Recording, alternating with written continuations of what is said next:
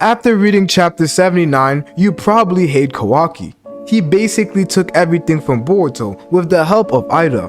Boruto has no family, no friends, no village. He lost everything, and Kawaki gained everything. No, he took everything from Boruto and made the situation worse for Boruto by lying and saying that he's the one who killed Naruto. But the true question is, can you blame him? Are Kawaki's actions surprising based on everything that he went through? Can you blame Kawaki after everything he went through in his childhood? He had a father, and his father only used him as a tool. He was a tool for alcohol, as Kawaki's only worth, and the only time when Kawaki's father acknowledged that he existed was when he brought home alcohol. And when the alcohol wasn't there anymore, he consistently beat Kawaki. Kawaki's only purpose at the time was to generate alcohol, and when Kawaki's father didn't need him for that anymore, he sold him.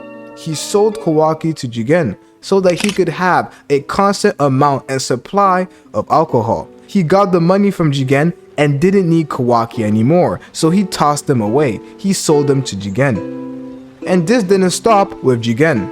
Kawaki was his tool. Kawaki was his vessel. And Jigen consistently used the things that Kawaki liked as trauma and tried to make it so that Kawaki would be so dependent on him. Every time he would try to run away, he would threaten him with his goldfish, making Kawaki's life a living hell. After going through all of these experiences, Kawaki didn't trust anybody. Kawaki wouldn't let anyone touch him, as when Boruto tried to touch him in that episode where they saw each other at the forest, he immediately woke up. Kawaki has been through so much trauma and wouldn't let anyone touch him. But it all changed. It all changed when he met someone. It all changed when he met his new father, and that was Naruto. And when Naruto embraced him and put him into his arms, and he truly felt love, not for him being a tool, not for him being something, not for him being able to do something for someone. No, he was loved because he was Kawaki. He was loved because he existed. And when Kawaki felt that, he didn't want to let that feeling go because Naruto generated such a good feeling, such a good vibe, such an amazing high that Kawaki didn't want to let it go. And this love for Kawaki became obsession because Kawaki knew that once that person was gone, it was over. The high would no longer be there. The love that he once felt would disappear. And Kawaki didn't want to lose it. So to make sure he didn't lose it, he took everything from Boruto. Because he'd rather be on the winning side than the loser side. Because Kawaki had always felt like a loser. Kawaki had always felt like he has been consistently losing every single time. He wasn't picked by his father, consistently used by other people, and when other people didn't need him anymore, they tossed him aside. This is why Kawaki envied Boruto, because Boruto didn't have to go through the same experiences he had. Boruto had it all. Boruto had a family, Boruto had friends, Boruto had a village, Boruto had a sense of belonging that Kawaki didn't have. And can you truly blame him for wanting to be Boruto because Boruto had all these good feelings attached to him? His life mattered, he had friends, he had everything. And that's what Kawaki wanted. Kawaki wanted it all because Kawaki himself, he felt like an outsider. Even when he was in the village, he felt like he didn't deserve it. He felt like he didn't belong. Because why? Because he is an outsider. Because he believes himself that he is undeserving of love. And that's the true problem with Kawaki. Kawaki never felt like he deserved anything that happened. Because consistently, he was reminded that his only value in the world was what he could do to other people. And Kawaki himself had no true value. And that's the problem with Kawaki's beliefs. And that's why he is consistently projecting to other people that feeling. And he projected his feeling of him being an outsider onto Boruto, reversing their lifestyles, and he gained everything. Because Kawaki no longer wanted to be a loser. Kawaki wanted to win. Kawaki envied Boruto. He wanted to be Boruto. But don't we all want something that somebody else has? Don't we all look at other people who are more successful, who are more famous, and say, damn, I really want to achieve this for myself? Let's use Messi for example. You wake up one day and you are Messi.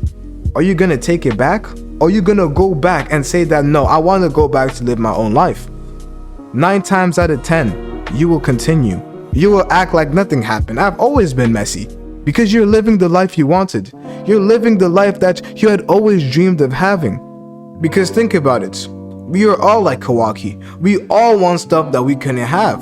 Don't you envy the people who are more successful? Don't you envy the people who are just more famous and their life truly matters?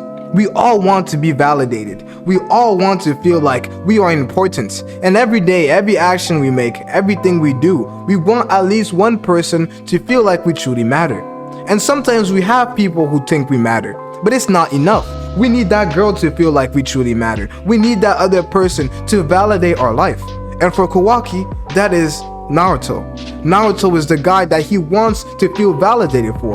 That's why he wants to be Boruto. He doesn't want to be Boruto just because he can have food on the plate, this and that, so that he can be the hero of the village. It's not necessarily that. He wants to be Boruto so that he can feel loved. But the problem with what Kawaki did, he didn't truly understand that he could have gotten there without actually forcing Boruto to swap lives with him, because he could have worked hard for it. But deep down, he truly felt like he wasn't worthy of love. And that's the true problem with Kawaki. He doesn't feel like he is worthy of love. He feels like he's an outsider. That's literally what he described to Ida. Kawaki's problem is not being loved or not loved. Kawaki's problem is that he still feels like he doesn't deserve love. And until he changes that, until he feels like his life is worth living for, until he feels like he is actually important, he will continue going down this wrong path. Because it's not Naruto leaving that's the problem. It's Naruto not being there to validate his existence. And if a person is the only reason why you truly matter, when that person leaves, does your life have no more purpose? And that's the answer that Kawaki must answer. So that's why I don't blame Kawaki for going so far to say that Boruto is the one who killed Naruto. Because he finally got what he wanted. He finally lived a life where he was important, where he was Naruto's son, where he had a village, where he had a family, where he had friends. Kawaki finally got what he wanted. And for me to understand what Kawaki is saying and understand what Kawaki is doing and explain why exactly everything is happening this way, doesn't mean that he is right. Kawaki is wrong, but I understand why he would make such a decision. Kawaki doesn't see Boruto as that same kid, as his same brother. Every time Kawaki sees Boruto, he doesn't see Boruto, he actually sees Momoshiki. And that's the true problem. That's the thing that he can't get away from his head. Every time I look at him, every time I look at my brother, I don't see him anymore, I see a demon. And that's the true problem. Kawaki could never run away from that, and he tried and tried and tried and tried and tried.